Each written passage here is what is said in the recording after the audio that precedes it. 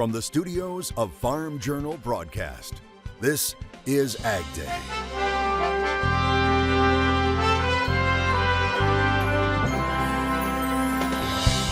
A colorful Easter tradition. We check out a factory that dyes the eggs for you.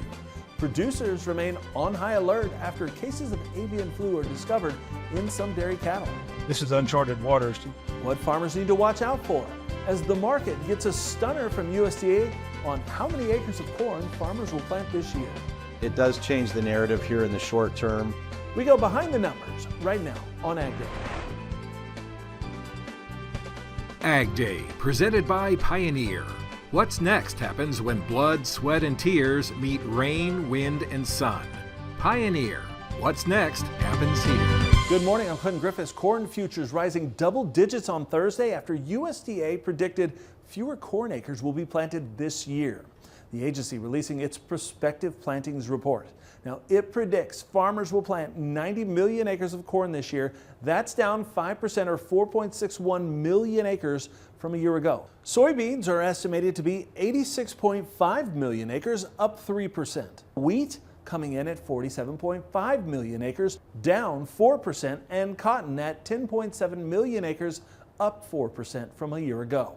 AgDay's Michelle Rook has been poring over these numbers, and she joins me now. Michelle, that corn number came in well below what was expected, and there's a lot of corn still sitting in farmers' bins. That's right, Clinton. The 90 million acre corn figure was the biggest bullish surprise to the market, as it's down substantially from last year. Plus, the acreage shift away from corn and into soybeans came not just in fringe areas of the Corn Belt, but many of the major production states. USDA is pegging U.S. corn acreage down 4.61 million acres from last year, with Minnesota leading the losses at 700,000 acres and Missouri and Indiana both losing 350,000. Iowa, Illinois, Ohio, and South Dakota were all down 300,000 corn acres. So that will mean a drop in yield as well. The state-by-state numbers, a lot of the decreases were in some of the major production areas. And so, not every acre is equal. And so what we have lost year over year is a lot of our higher producing ground. Split says even 90 million acres of corn with near trend line yield is long-term bearish. However, combine this with quarterly stocks coming in well below estimates at 8.35 billion bushels, and the report may change the trend of corn short term. It does change the narrative here in the short term. That number also combined with the stocks number, which was lighter than expected by about 80 million bushels from the trade estimate. So you had both working positive for corn today.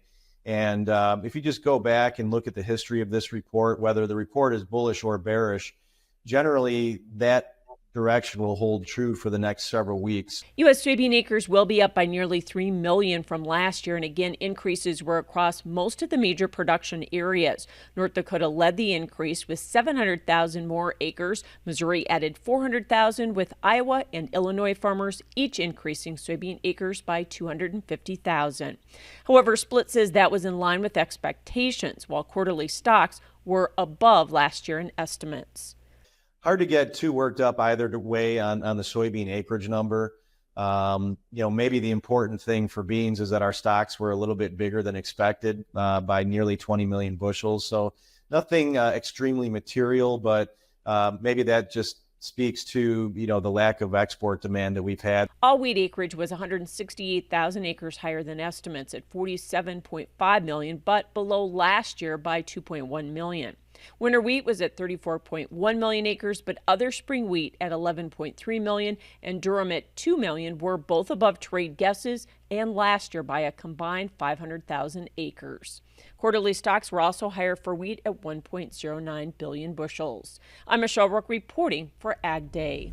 All right, thanks, Michelle. A developing story we're following this morning. The Biden administration is finalizing a plan to restore rules for threatened species protections that were rolled back under President Trump. The Associated Press looking at details on the proposed rules before they were released to the public. Now, it says among the changes, the U.S. Fish and Wildlife Service will reinstate a regulation that mandates blanket protections for species that are newly classified as threatened. That regulation was dropped back in 2019. Also, officials will no longer consider the economic impacts when deciding if animals and plants need protection. Among the species that the new rules would cover are certain aquatic animals and possibly the northern spotted owl, gray wolves, among others. AP reports the proposal could take a year to finalize. We're also continuing to keep you updated on those cases of avian flu diagnosed in dairy cattle in Kansas and Texas, as officials in other states encourage producers to step up their biosecurity measures.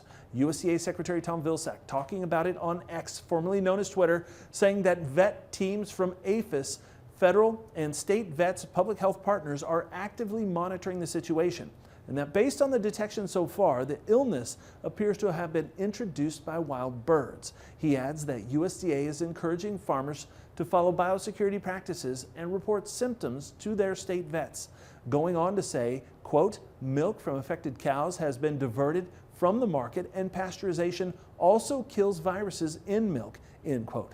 Farm Journal's Tyne Morgan spoke with one veterinarian about the steps producers can take right now.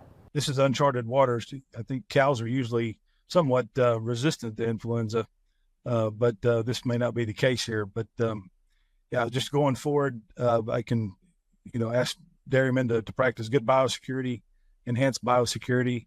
Like I had mentioned, a lot of the biosecurity deals with FMD and other FADs associated or with FMD, but yeah, incorporating the influenza virus in those biosecurity plans is important, and the experts are addressing that now, and we should have some further guidance on the enhanced biosecurity in the not too distant future. Right now, officials say older cows seem to be the most affected by the illness. At this point, they don't believe the virus can pass from cow to cow, and there is no evidence the virus can pass from cows to humans. Happening right now, crews are working to try and start the process of reopening the channel to the Port of Baltimore after a cargo ship hit a bridge this week, causing it to collapse. Manufacturers and shippers are scrambling to figure out where they can load or unload cargo while the main operations at the Port of Baltimore remain closed. Supply chain experts say other ports up and down the eastern coast are likely to absorb much of Baltimore's traffic, thereby avoiding a crisis, but not without some longer shipping times. Baltimore is the 9th busiest port for international cargo in the nation. The area is a central U.S. port for auto and agricultural equipment. The collapse of the Key Bridge is not just a Maryland crisis. The collapse of the Key Bridge is a global crisis. The national economy and the world's economy depends on the Port of Baltimore. The port handles more cars and more farm equipment than any other port in the country. Last year alone, the port handled $80 billion of foreign cargo, the largest in the country. Federal officials have told Maryland lawmakers replacing the Francis Scott Key Bridge would cost at least $2 billion. Maryland lawmakers say they will pursue supplemental funding for the reconstruction of the bridge. President Biden has said the federal government should pay for the rebuild, and he'd work with Congress on it. It's worth noting the original bridge took 5 years to complete. Many parts of the country could see rain and snow this Easter weekend. Meteorologist Martin Lormore has an update. Yeah, I've been looking at still some more of that snow, precipitation moving across parts of the central part of the United States. We're going to be watching this pretty closely as we head into that Easter weekend forecast. So through the rest of our Friday today, still watching more of this snow moving across the northern Dakotas into Minneapolis.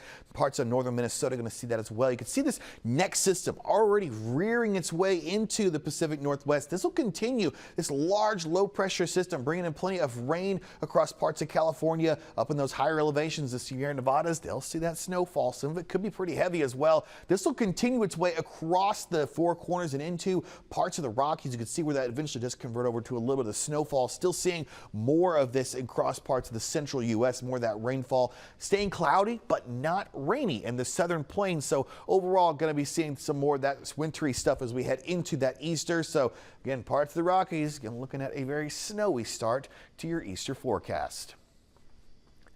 Speaking of snow, Montana. We've got Leon Kaufman sending this one in from Montana. Beautiful picture right there across parts of Montana. It's been beautiful. Just look at that picture. Very suitable for farming. Leon, thanks for sending this in of that snow-dusted morning. Don't go anywhere. I'll have morning forecast coming up. The official guesses are in. We'll take a look at what's next for commodity markets as traders begin April. Markets Now coming up. And later, enjoying the brightness of Easter from an egg dyeing factory in Germany. We'll tell you about this colorful business in the country.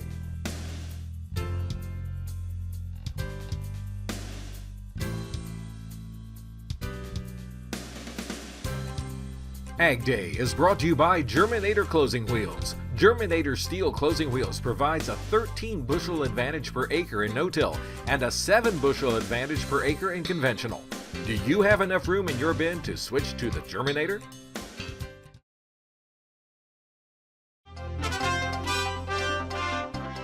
Corn and wheat markets reacting strongly to the latest USDA reports. Michelle Rook has more in Markets Now. Welcome to Markets Now. I'm Michelle Rook with Garrett Toy with Ag Trader Talk. And we did see mixed trade in the grains after the USDA reports on Thursday. And Garrett, let's talk first of all about corn. A nice rally there. It was a fairly bullish report for the corn market, but how much higher do you think we can go now? Yeah, absolutely. It was a bullish report. Corn acres came in about 1.7 million acres below the trade guess. Corn stocks came in about 100 million bushel. I think the market reaction was more of a function of we were just a little bit too cheap coming into the report. Down at 4.25, we'd sold off into this report, one of the bigger sell-offs into this report that we've seen on record. So these new shorts are kind of covering in here. How much do you think we can rally from here, though? Well, I think if we get back up to 450, 463 is some major trend line resistance in the moving averages. The big hurdle is 450. Notable today that the high was 448. So I think that we're kind of backfilling some of this rally. Corn's a game of quarters, and if we get up to 450, then maybe we can see a 463 type number. 475. I think we're gonna have to see some adverse weather conditions out of South America or trigger a bigger short-term from the funds. Soybeans. I know you thought that it could have been a much more bearish report for the bean complex, right? That was our big concern in our positioning coming in, is that, when you've got a margin contraction year, high input costs, lower markets, people are looking to conserve a little bit. So that there's always a risk in that kind of situation that bean acres could surprise, but they came in right at the trade guess. No surprises. Stocks were a little bit bigger, but it was a non-event. We ran some stops early in the session, but we came back and closed nearly unchanged. Talk as well about what you anticipate for changes now from this March report to the June acreage report. 2022, we ended up similar type acres at the end of the year, but we ended up having about 6 million acres of prevent plant that year. So if we have those type of numbers, then, if we don't, we could possibly have it with clawback in June. All right, thanks for joining us, Garrett Toy with Ag Trader Talk. We'll have more AgDay coming up.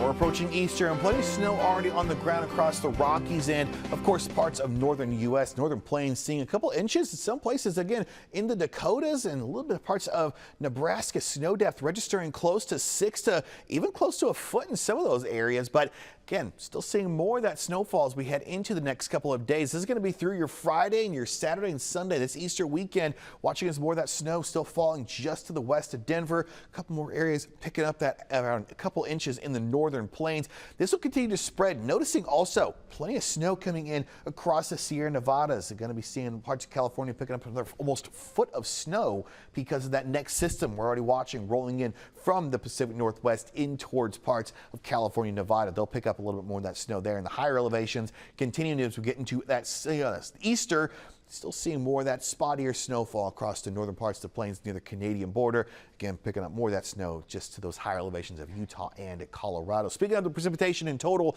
just to give you a better idea of the mix of the snow and the rain, you can see where that system is going to be coming through. Not just the higher elevations of California. Most of California is going to see a good drenching of some kind of precipitation. Again, snow, higher elevations, rain in the lower elevations. We'll see more of this rain making its way across parts of the Great Lakes as well. Could pick up around an inch or two in some of those areas as well. Not expecting a ton of that up toward the Pacific Northwest, luckily. And we're still watching that jet stream, still seeing that ridge across the southern plains. That's going to keep you on the warm side and also the dry side.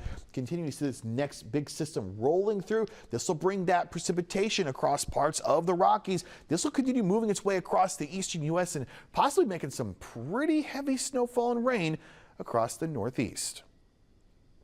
Martinsville, Indiana, very comfy right there. Temperatures around 70 degrees for the high, low 55. Poplar Bluff, Missouri, still looking good, high 73. And the complete total opposite, Langdon, North Dakota, temperatures not even reaching freezing. A new idea for increasing soil carbon. We'll have the latest smart farming innovations coming up next. And later, enjoying the beauty of brightly colored eggs at Easter. We're off to one of the oldest factories in Germany in the country.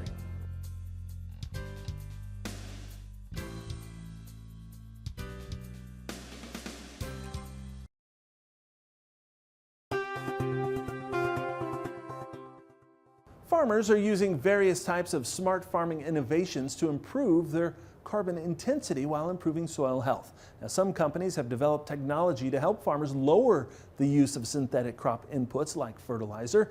Huma is a company that is using humic substances made from prehistoric or decayed plant material that hasn't turned into coal but is rich in carbon. Now, it says farmers applying their microcarbon technology can cut their rates of synthetic material, both macronutrients and micronutrients. But they're all greatly less carrier of the synthetics.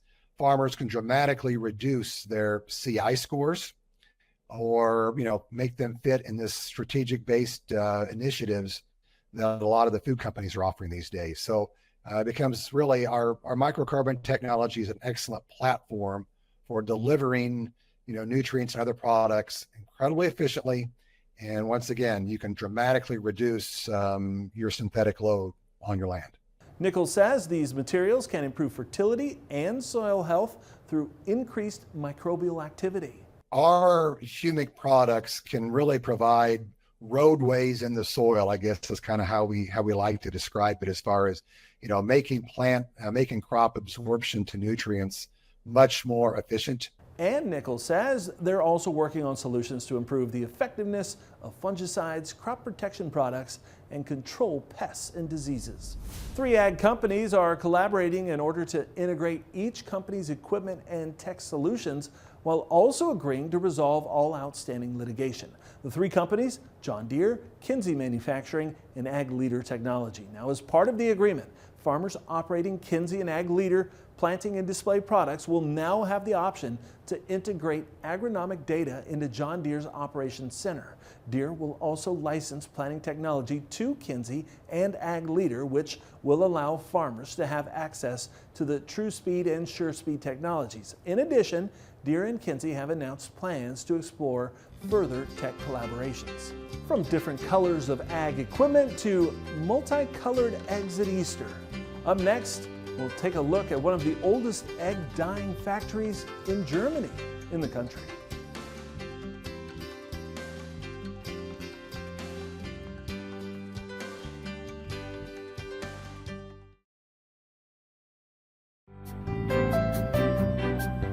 They're round, colorful, and synonymous with Easter. Brightly colored Easter eggs are a holiday staple, and dyeing them is an age-old tradition. Workers at one of the oldest egg dyeing factories in Germany are showing us how it's done. Now take a look at this. The machines at this chicken farm run around the clock in the days leading up to Easter. The factory boils and dyes up to 800,000 eggs every day. The demand is so high that the factory has to hire seasonal workers just to keep up. And they're not the only ones working hard. The farm also has about 120,000 hens that lay roughly 1 egg a day. Not all of the eggs are fit to be dyed. Eggs with cracks or dirt are out, along with those that are too small or too large because the shells are too thin. Now the eggs are then loaded onto an egg stove before the food coloring is added. Workers seal them up while they're hot, which gives them a longer shelf life. Now, speaking of eggs, despite higher prices, currently $3 per dozen, research firm Numerator says 65% of folks in a recent poll say they'll buy eggs to decorate this year. 21% say they plan to buy more than last year. Now, the Easter egg, it can trace its roots back to medieval times, according to Good Housekeeping. And the White House Easter egg roll started back in 1878 with President Rutherford B. Hayes. He held the event for local children, and it's been an annual tradition ever since. This year, 40,000 people are expected to participate. And happy Easter to you. And that's all the time we have this morning. We're sure glad you tuned in. From all of us here at AgDay, I'm Clinton Griffiths. Have a great day.